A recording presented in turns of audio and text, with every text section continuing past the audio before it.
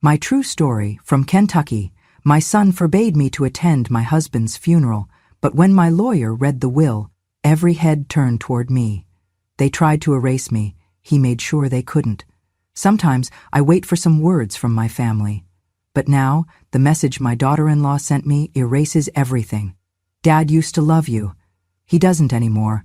Please don't insert yourself into a place you're no longer welcome. You made Dad suffer his whole life. Let him have peace without you disturbing it. That was the message my daughter-in-law sent me. No greeting, no warmth, just that. Along with a photo of the funeral invitation, my name slashed through with red ink.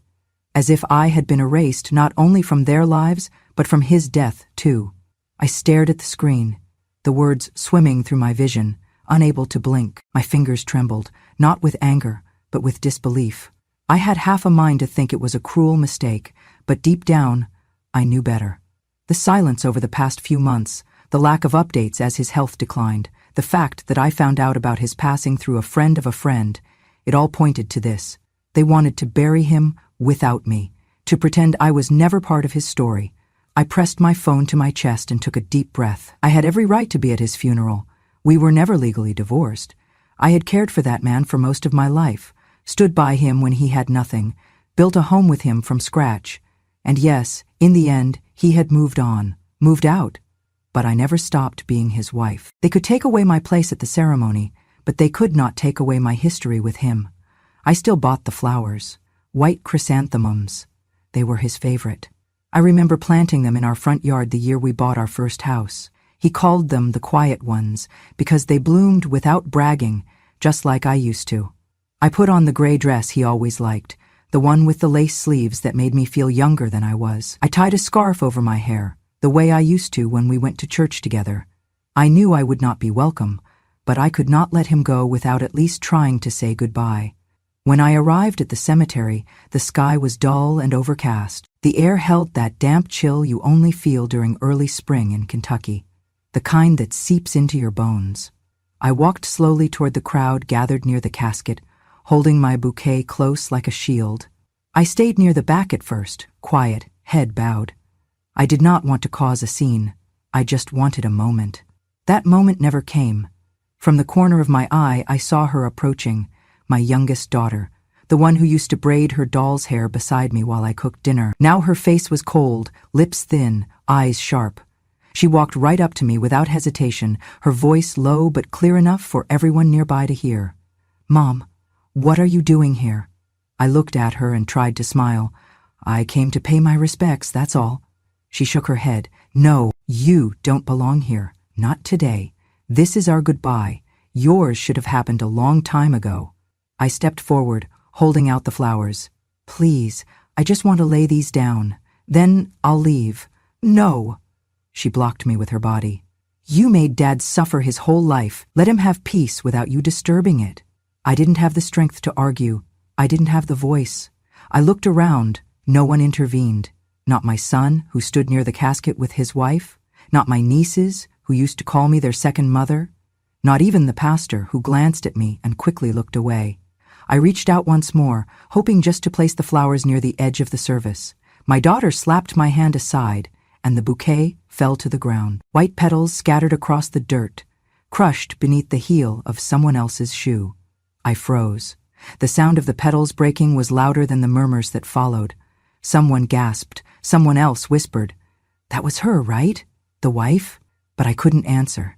My chest was tight. My eyes were dry. There were no tears left to cry. Only a deep, hollow ache that pulsed in time with my heartbeat. I bent slowly, knees shaking, and gathered what I could of the flowers. The stems were bent, the blooms bruised, but I held them like they were the only things tethering me to the ground.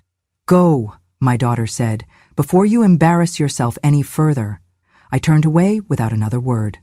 My shoes sank slightly into the grass with each step, the weight of everything I had endured pressing harder with every inch. As I reached the gates of the cemetery, I looked back one last time. The man I loved was being lowered into the earth, and I was watching from behind a wrought iron fence. Like a stranger, like a mistake, like a ghost. They had erased me from the invitations, from the memories, from the farewell. But I knew one thing for certain. He was not finished speaking. Not yet. We were married for 42 years. The first 20 were beautiful. He was kind, patient, gentle with his words.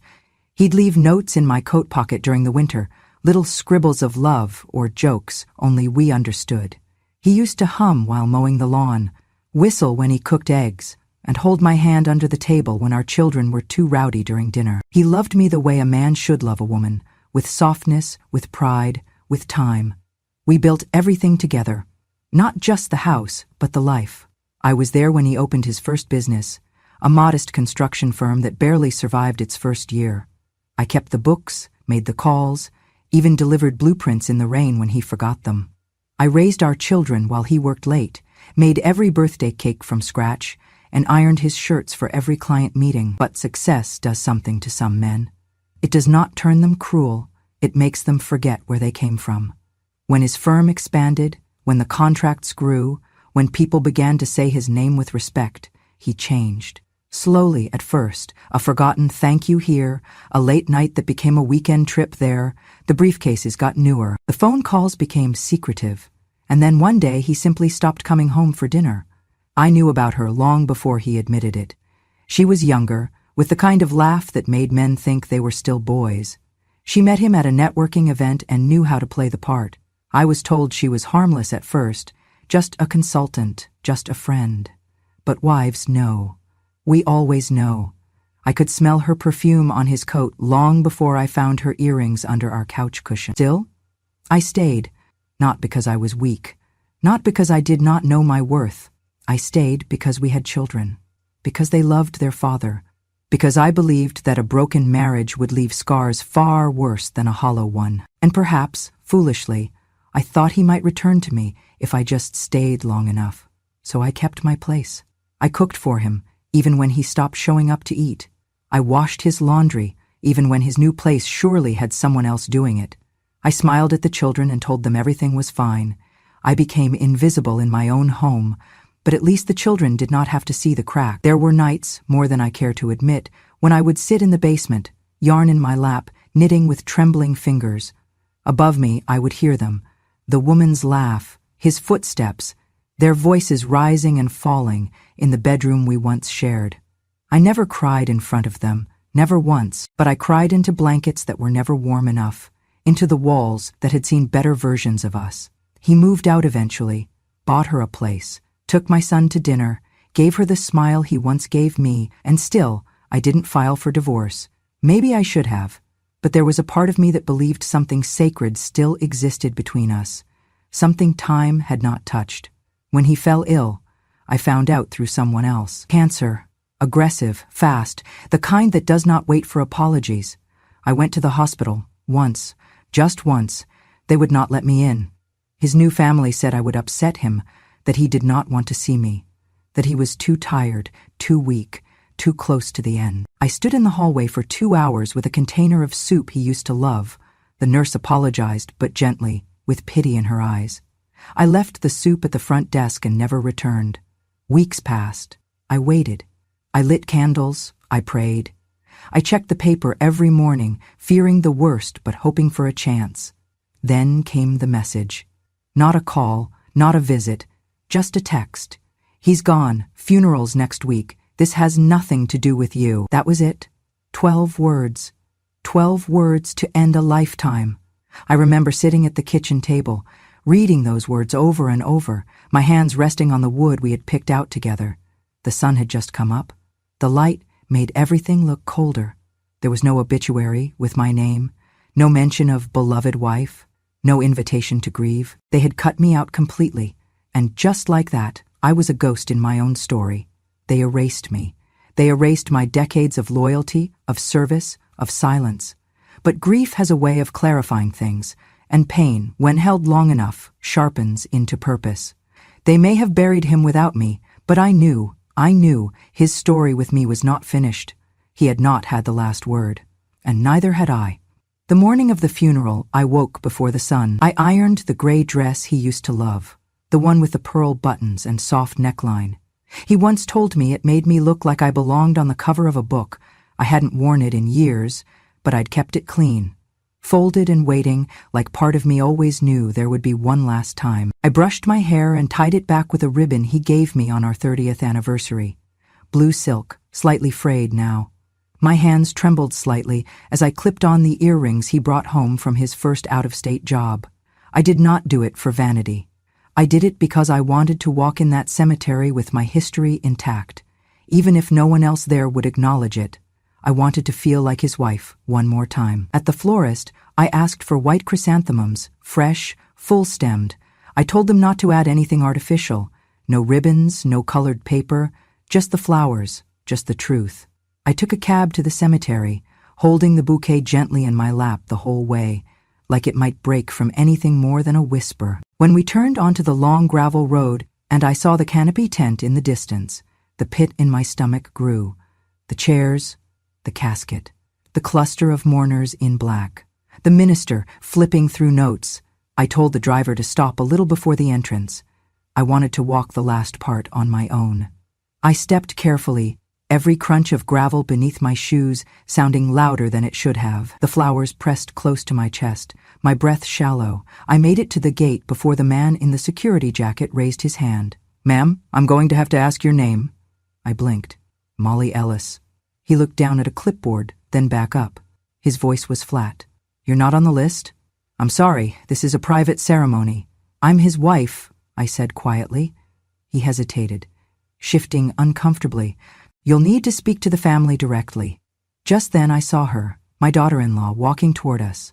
She was wearing a tight black dress, heels too high for a cemetery, and that permanent look of polite cruelty she had perfected over the years. When she saw me, she didn't flinch. She smiled, a close-mouthed smirk more than anything warm. "Molly," she said, almost cheerfully. "You weren't supposed to come." I steadied my voice. "I don't want to make a scene. I just want to lay these flowers down and say goodbye." "You had your chance for goodbyes years ago," she said. "Now this is our day. Please don't make it uncomfortable for everyone." "I was married to him for 40 years, I whispered. "And divorced and everything but paperwork," she snapped. "You're not part of this anymore." My chest tightened. "You're the past, Lomi." "You're the past, Molly. We're the family now." She glanced at the security guard. "Make sure she doesn't get through." I turned then and saw my granddaughter, my oldest son's girl, standing with a group of cousins by the chairs. She looked like me when I was her age. Same eyes, same long arms. I raised the bouquet gently and tried to catch her attention. She looked at me, then looked away, turned her back. It was like being struck quietly. I stood there, still as stone, gripping the stems too tightly. I heard the music start, the hymn he used to hum in the car. The ceremony began, and I stood outside the gates. I watched them read the eulogy from a distance, every word floating past me like I didn't deserve to hear it. The chairs were full of strangers and half-family, people who hadn't known him when he still ate peanut butter toast in his pajamas or danced with me in the kitchen on Sundays. I stepped closer to the fence. I just wanted to place the flowers against the stone, just that. I moved forward slowly, heart pounding. Another figure came toward me, my daughter, the youngest, cold as the morning air. "What are you doing?" she asked, voice sharp. "I'm trying to say goodbye." "This is not your place," she hissed. "Might have been once, but not anymore. Go home, Mom. Don't embarrass yourself." "I raised you in his house," I said, voice shaking. "I tucked you into bed while he worked late. I braided your hair, paid for your braces. You think I wasn't part of his life?" She looked at me with eyes I didn't recognize. "You made Dad miserable," she said, each word like a blade. "Now let him rest without your guilt hovering over him." She knocked my hand aside. The bouquet slipped from my fingers. It hit the ground. The petals scattered, stems broken, leaves torn. Some rolled under the security guard's boot. No one moved. No one offered to help. No one gasped. It was like watching a glass shatter in a silent room. I knelt slowly, knees screaming, and picked up what I could, one stem at a time. The wind was cold and my hands were shaking, not from age, from something else. Something like shame, but heavier. A shame I didn't deserve, but still felt. No one spoke to me. No one stopped me. They just let me walk away with my ruined bouquet. I stood just outside the gate as the casket was lowered. I said nothing, but in my heart, I spoke everything I had never been allowed to say, and I made a promise then and there They would not bury me with him. They would not bury the truth. Not yet. The call came 2 days after the funeral. I was still unpacking the suitcase I had brought back untouched. Same gray dress, same ribbon, same crumpled flowers now dried and lifeless. The house was too quiet. No one called, no one checked in. My phone had become a paperweight until it buzzed once, with a number I hadn't seen in years. "Molly?" a woman's voice said, hesitant. "It's Joyce, from Mount Olive." I blinked, barely recognizing the name, until her soft southern lilt anchored me back to old Sunday mornings and choir rehearsals. Joyce had been a friend, back when I still had some. "Joyce," I breathed. "Is everything all right?" There was a pause, then she asked carefully, "Did you know that Charles's lawyer is looking for you?" I froze. "I thought you should know," she added. "He called the church office, said your name was on something important." I thanked her, hung up, then sat still for nearly an hour. My hands were cold as I pulled out my old email account, the one I barely checked. There it was. A message from someone named Robert L. Tate, Esquire. Subject, regarding the estate of Charles Ellis. Message: Mrs. Ellis, I have been appointed as the private legal representative for your husband's estate. Per his final instructions, you are listed as the designated beneficiary and are requested to attend the reading of the will. Please respond for travel arrangements. Sincerely, R. L. Tate. I read it 3 times before I could breathe again. A private will, he had made one. Without them, without the new family, without the woman who locked me out of the hospital room, without the children who had pushed me from the gates. He had written a will, and he had left it with someone outside their reach. I sat at my table in silence, one hand over my chest.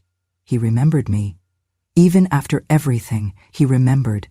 2 days later, I boarded a flight to Kentucky. I told no one.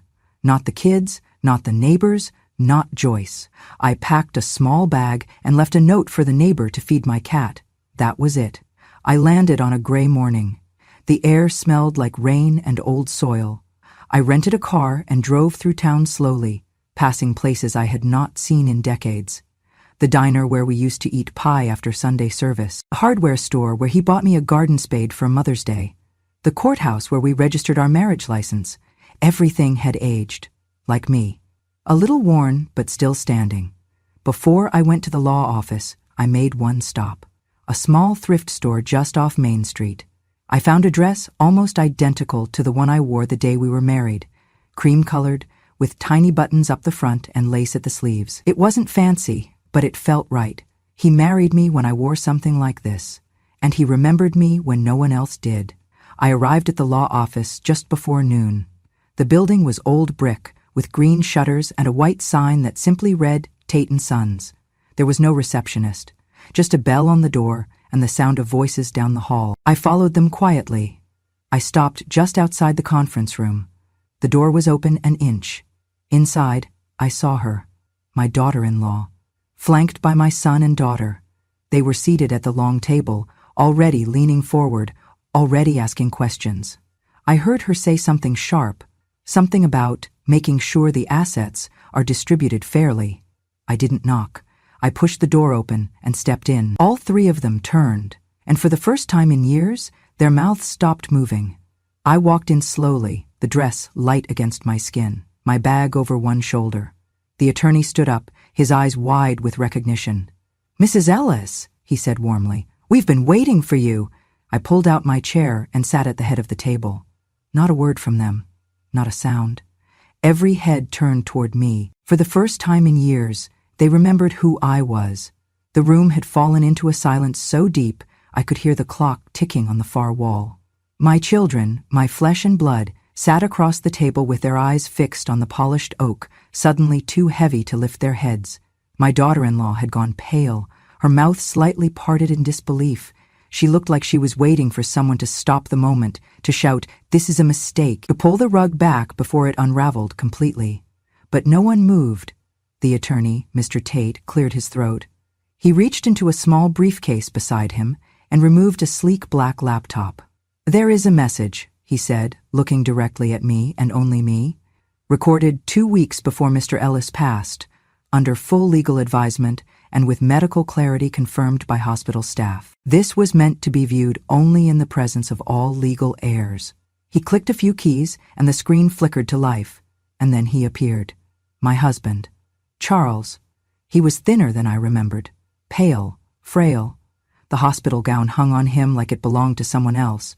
Tubes snaked into his arms. His eyes were sunken, but sharp. But his voice? It was strong. He looked into the camera and began. "If you're watching this, I'm gone. And if you're watching this together, then I need to tell you something before the rest of this gets read." He paused, blinked, took a slow breath.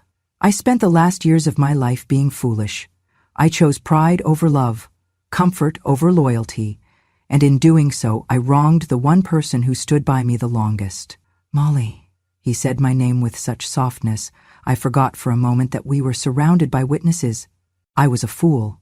I thought I needed something new, but when sickness came, when silence filled the nights, all I wanted was her voice, her quiet steadiness, her forgiveness, and somehow she gave it to me, even when I didn't deserve it.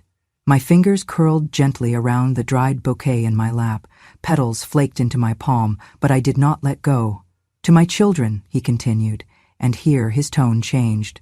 "You have grown into strong people, capable, ambitious, but I saw what you became in the way you treated your mother. You shut her out. You erased her. And for that, you are not entitled to what she built alongside me." My daughter gasped, barely audible. He leaned forward slightly, as if drawing closer to the lens. "I leave everything to Molly. The house, the company shares, the retirement accounts, and the farm. Because if anyone deserves to carry the name Ellis forward, it's the woman who never tried to destroy it. And if you, any of you, tried to keep her from saying goodbye to me, then may this be your last time sitting at this table, as though you've earned it." He sat back. "I loved her once, and I forgot, but I remember now. Goodbye." The screen went dark. No music, no dramatic cut, just the quiet finality of a man who knew he was dying and chose, in the end, to tell the truth. I looked down at the flowers in my lap, crushed, dry, but still intact. No one spoke. My son shifted in his chair, ran a hand down his face, then dropped his head like it weighed too much. My daughter blinked rapidly, fighting something behind her eyes, but she said nothing. My daughter-in-law clenched her jaw so tightly it trembled. Mr. Tate folded the laptop and gently cleared his throat again.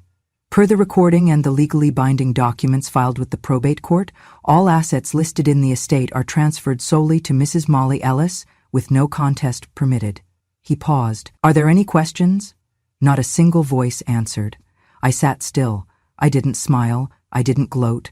I didn't need to. Because every head in that room, every person who had turned me away, who had whispered behind my back, who had locked doors and scribbled out my name, was now turning to look at me, and not a single one could meet my eyes. In the weeks that followed the reading of the will, my world transformed, but not in the way people imagine when they hear the word inheritance. Yes, I became the legal owner of Ellis Contracting Group, a mid-sized construction company with state contracts and a few private developments still in progress. Yes, I took over 3 rental properties, 2 in town, 1 in Lexington, and the quiet little farm on the outskirts of Bowling Green, where we used to dream of retiring. But it wasn't wealth that changed me. It was the silence from the ones who had once shouted me down. Not a single phone call came from my son, not a word from my daughter. My grandchildren, raised under cold ceilings and colder truths, stayed quiet, likely confused by the storm circling their home. I didn't reach out. I wasn't angry. I was clean, emptied of hope, but filled with something far sturdier, peace. Then came the letter from Mr. Tate. "Please see attached documentation recently submitted to the estate regarding misconduct by relevant parties." Attached were photos, dozens of them, taken from different angles, different nights, some outside hotels, some in restaurants, all time-stamped. At first, I didn't understand what I was seeing. My husband's new wife was in each one, sometimes with her arm draped around a man, sometimes entering a hotel lobby, sometimes laughing across a bar. The man? My son, my firstborn, the one who had blocked me at the cemetery gate. At first I thought the photos were doctored, some elaborate smear, but then came the letter. Unsigned, anonymous, mailed directly to Mr. Tate's office. They thought no one knew. They'd been seeing each other since before Charles got sick. It started on a work trip to Atlanta. Everyone on the inside knew, but no one dared say anything. Now that he's dead, let the truth come out. It hit me like a hammer. Not just the betrayal of my son, but the way it twisted everything I'd tried to hold together. They hadn't just excluded me, they had desecrated the very thing they claimed I didn't deserve to grieve. Mr. Tate, ever the professional, said he would forward the information to the appropriate authorities for ethics review and begin immediate dissolution of any financial entanglements between the company and those two. Before I could even process the shock, the next explosion came. The hospital report showed up on my desk 3 days later. The new wife had been admitted, with multiple facial injuries, a shattered cheekbone, a fractured wrist. The police report listed the assailant, my daughter-in-law. She had found out, somehow, some way, maybe she saw the photos, maybe she heard a whisper from someone who couldn't keep the secret anymore. What matters is that she walked into that woman's boutique store in downtown Louisville and beat her so badly she was unconscious when the ambulance arrived. There were witnesses, there were cameras, she was arrested on the spot. The news spread like wildfire. Local papers picked it up first, then the blogs, then social media. The headlines were brutal. Heir of Ellis Contracting caught in affair with father's widow. Brawl between widow and daughter-in-law leaves one hospitalized, one in jail. Small-town scandal, what really happened behind Charles Ellis's legacy? I didn't need to lift a finger. The town that had once gossiped about poor Molly, left behind like an old coat, now turned its gaze on them, with all the judgment and ridicule they had once aimed at me. The school board launched a review of my son's status as PTA chair. The church quietly removed his family from the community events list. Parents at the school whispered. The children came home crying. He lost custody of his youngest daughter after the Department of Family Services opened an emergency case. They cited domestic instability and unresolved trauma in the household.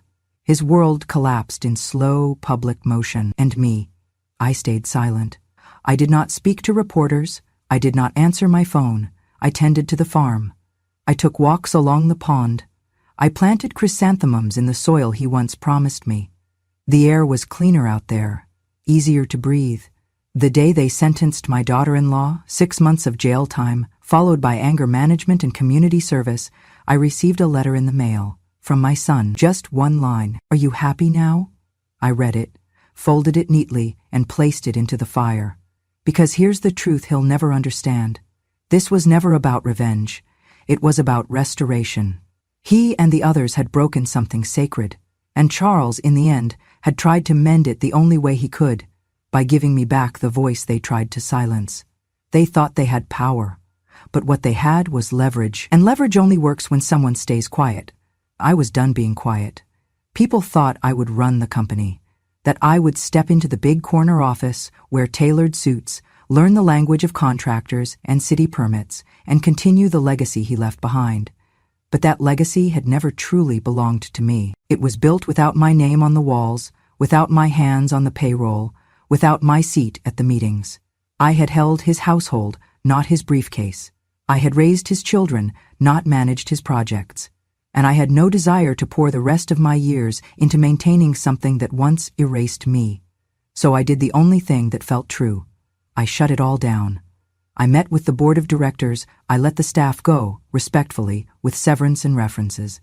I sold the remaining contracts to a smaller firm in Lexington, run by a woman who built her company from nothing but grit and debt. I sold the corporate properties, liquidated the investments, every asset, every account, every nameplate. Then I built something new. I called it the Last Word Foundation, a small, tightly run nonprofit designed to help older women who had been discarded by husbands, children, churches, communities, women like me, women who had given everything and been thanked with silence. We offered legal assistance, temporary housing, emotional counseling, dignity. I made sure it was quiet, not flashy. We didn't need to scream, we just needed to exist. And then there was the farm, the little property on the edge of Bowling Green where we once dreamed of retiring. He wanted cows, I wanted chickens. We settled on wildflowers. But dreams fade when betrayal moves in. Still, when I stepped onto that land again, I felt something different. I felt space. I felt air. I turned the house into a refuge, not a retirement home, not a care facility, a refuge, a place where women in their 60s, 70s, 80s could come to rest, to reset, to remember themselves. We added 6 beds, a kitchen big enough for shared meals, a garden for anyone who wanted to put her hands in the dirt. No clocks, no judgment, just peace. I named it Still House, because after all the noise, all the shame, all the anger, stillness is holy. But there was one more thing I had to do. I organized a memorial, not for him, not exactly, for truth, for closure. We held it in the community center downtown. I didn't send formal invitations, no printed cards, no press release, just a quiet announcement in the local paper. A remembrance gathering for Charles Ellis and the life that once was, hosted by Molly Ellis. All are welcome. I expected a few faces, maybe 10, maybe less. 200 people came. They filled every seat. They stood in the back. They brought casseroles and flowers and handwritten notes. Some of them hugged me like I had just come back from war. Others apologized through tears, saying they didn't know what had happened, that they had believed what they were told. But most said they came not for Charles, but for me. Because when a woman survives a story meant to erase her and chooses to speak, it stirs something in others. I didn't read a speech. I just stood at the front of the room and said, he was not a perfect man. I was not a perfect wife. But we shared a life, and I refused to let it be rewritten. The crowd was silent. Not out of discomfort, out of reverence. They listened. To me. To the woman who once sat knitting beneath a bedroom filled with betrayal. To the woman who had her name crossed out in red. To the woman who now stood in front of them with nothing to prove but everything to say. And that, more than any fortune, was the legacy I chose to keep. The mornings are quiet here. The sun spills slow over the hills, kissing the wild grass and waking the garden with a kind of softness I never found in city walls or empty bedrooms. At Still House, the coffee brews early. The porch creaks under the weight of memories being let go, and the women rise when they're ready, not when the world demands. We keep no clocks on the walls. Time, we've learned, is not something you owe anyone. I spend my days teaching what I know. I show them how to press their fingers into the soil, just enough to tuck in seeds without smothering them. I teach them how to turn bruised apples into warm pies. I remind them how to laugh with their mouths open, not behind their hands.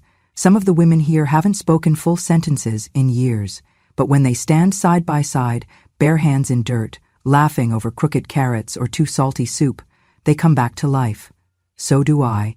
We share stories, not always aloud, but in glances, in scars, in the way someone hesitates before walking through a door. There's strength in surviving what was meant to break you, but there's something holier in choosing joy after. One afternoon, while pulling weeds by the fence, I felt a tug on the back of my cardigan. It was Amelia, 10 years old, big eyes, always watching. Her mother arrived last month with nothing but a duffel bag and a bruise that hadn't yet faded. She hadn't said much, just asked if there was room. We made room. We always do. Amelia had been quiet at first, always clutching a stuffed bear missing one eye, always looking for corners to disappear into. But that day, she stood beside me, barefoot in the grass, hands smeared with soil. She tilted her head and asked, "Miss Molly, do you think anyone can start over?" I paused, wiped my palms on my apron. Kneeling beside her, I looked into that face, the kind still soft enough to hope, but old enough to have seen the worst. "Yes," I said, "but only if you're willing to leave the places that tried to erase you." She blinked, then nodded, and just like that, something shifted. In her, in me, maybe in the whole world. That night, I sat on the porch after everyone went to bed. The wind whispered through the trees. The stars blinked, shy and scattered. I opened my journal, the one I started the day after the funeral, the day I chose not to disappear. And I wrote, "I do not need to be forgiven. I only need to live without being crossed out of my own life." Then I closed the book. Not to end the story, but because I had finally reached the page where silence no longer meant defeat. Out here, in the place where I was once forgotten, I became unforgettable. And that is what freedom looks like for the woman they tried to erase. Thank you for listening to my story. If you've ever felt discarded, silenced, or told you no longer mattered, know this: you are not alone, and you are not finished. They tried to cross me out of my own life, but I picked up the pen and wrote myself back in. If stories like this speak to your heart, if you believe quiet women carry the loudest truths, then subscribe to Grandma True Stories. Here, we don't whisper what they did to us, we remember, we rebuild, and we tell the truth. Because sometimes, that's the most powerful revenge of all. Click subscribe. And join me next time for another true story they never saw coming. Until then, stay strong, stay kind, and never let them write your ending for you.